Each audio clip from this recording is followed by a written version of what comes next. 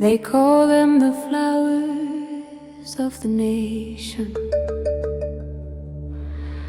but a flower is too fragile a word.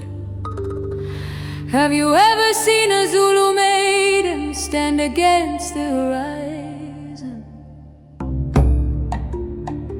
She does not just bloom, she radiates. She is the black diamond pulled from the rich earth of Africa, polished by the wind, shining with the oil of heritage. Look at her skin, it drinks the sunlight and reflects gold. There is a dignity in a posture that you cannot teach in a classroom. It is inherited, passed down from grandmother to mother to daughter. A spine made of steel, wrapped in velvet. She carries her head high, not out of arrogance, but